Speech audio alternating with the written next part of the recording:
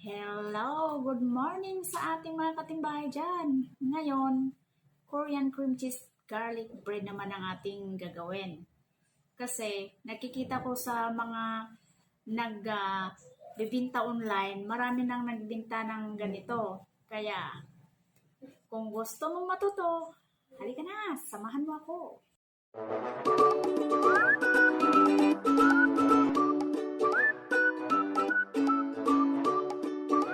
So, ito yung ating mga ingredients. Meron tayong yeast, powdered milk, egg, salted butter, baking powder, yung all-purpose flour, yung asukal natin at saka tubig.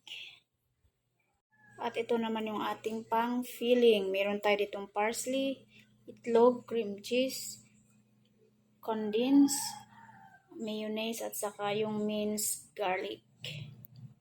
So ayan, mag-start na tayo. Lagyan natin yung 1 cup water, yung ating yeast at saka baking powder. Diyan. Ating itlog. My God. Then egg. Ating sugar. Halo-halo yan pag samasamahin natin. Sugar. Yung ating butter. Isama na yan. Parang ano lang At yung ating all-purpose flour.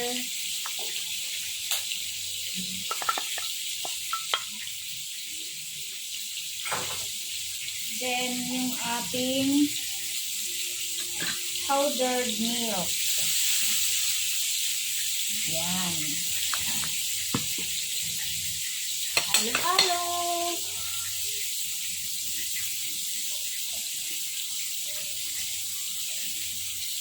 Halo yan.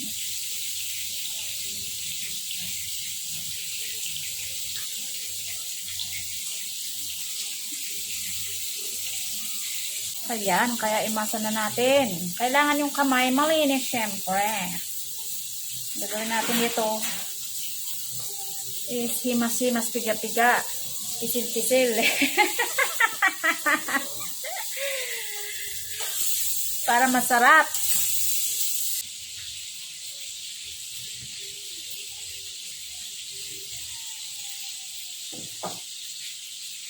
Yan, nilipat natin dito para maganda yung pag himas-himas, piga-piga, pisil-pisil natin.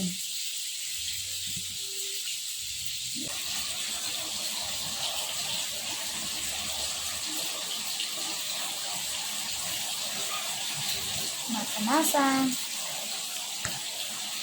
Napit na siya.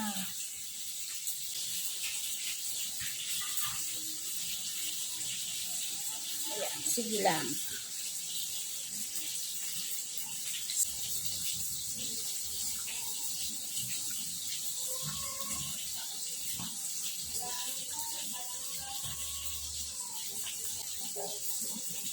Ayan, i-release natin siya ng 30 minutes. Cover natin siya ng plastic. So, ayan. Tapos na yung ating inan natin ng mga 40 minutes. Ayan siya, oh. Okay na to. Tanggalin muna natin yung hangin. Kinabagan ng ating dough. So, ilagay natin dito. So, ilipat natin dito. So, ang gagawin natin dito is bibilugin natin. Hatiin natin ng mga 4 siguro. 4. So, ayan. Hatiin natin ng 4. Ito ang panghati ko kasi wala. Ayan. So, hatiin pa ng sa gitna. Ayan. So, 4 na sila. Makagawa tayo ng 4 na bun. Tapos, bilugan natin. Bilugan. Bibilugin. My goodness. Ayan, hanggang sa bilog-bilog. Magawa tayo ng bola.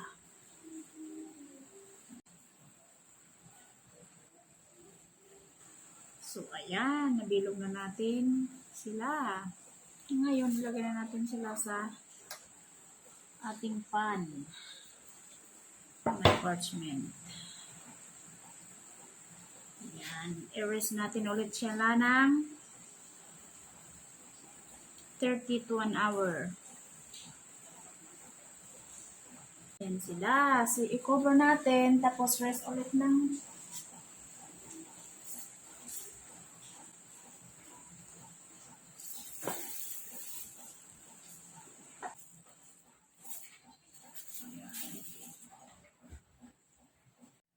ayan na sila. So, i-bake na natin to for 15 to 18 minutes. Yan. Yan. Habang inaantay natin yung ating bread, gagawin na natin yung ating pang-filling. So, double boiler ang gagawin natin. Meron tayong tubig na kumukulo na dito. Ngayon, ipatong ko na ito. Dito na ako mag-melt ng butter.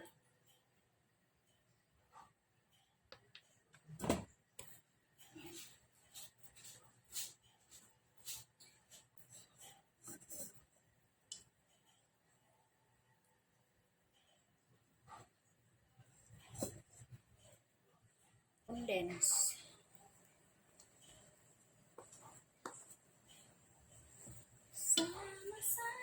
Ating garlic.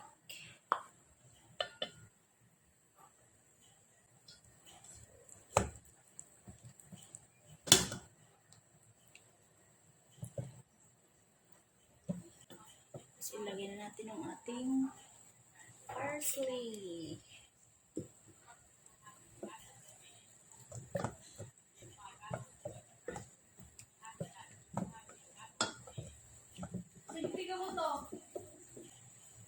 Egg.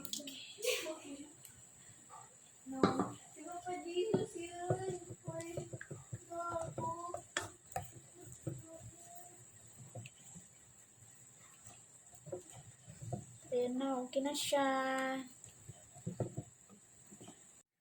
Ayan, so dito naman tayo sa ating cream cheese filling. Cream cheese.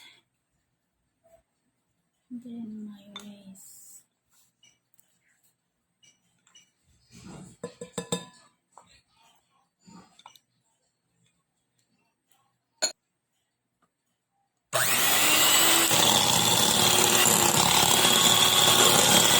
Yan, okay na yan. Basta naging smooth. Yung tayong piping bag dito. Lagay natin yung ating cream cheese.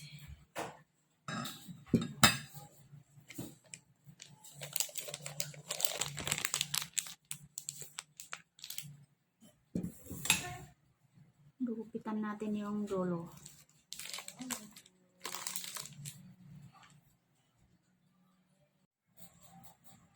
Ayan. So, after 18 minutes, ito na siya. Ngayon, i-slice na natin para ilagay na natin yung ating filling. Ayan.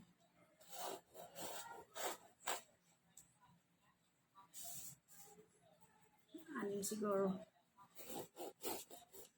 Slice natin ng 6. Pag-slice, dapat hindi siya hanggang sa ilalim. Ouch, ouch, ouch. It's hot. Crispy siya. Aray ko. Init talaga.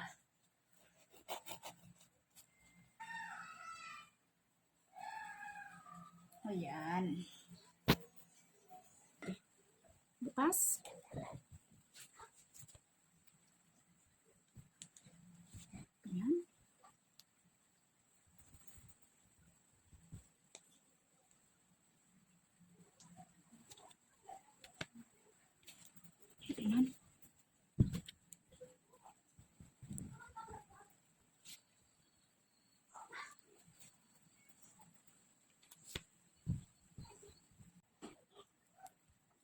Handa na sa pagbukas. Yeah. Okay. Ayan. So ngayon, yung niluto natin sa double boiler kanina, focus natin dyan. Wow. Yummy.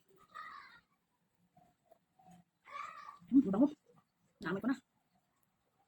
Tapos, ilagay ulit natin sa oven ng mga 5 minutes. And we're done.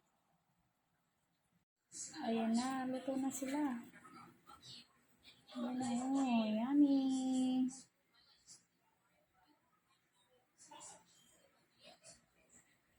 So, ayun, nandito na yung aking taga-tikim. Tingnan natin kung anong assessment niya.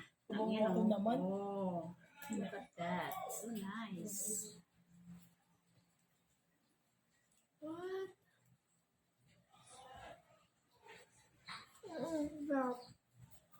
Sarap, no? Bango-bango niya. Ang bango.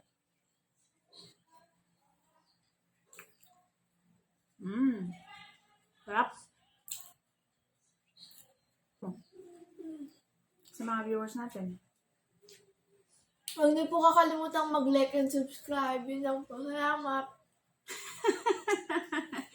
Hanggang sa aming susunod na video.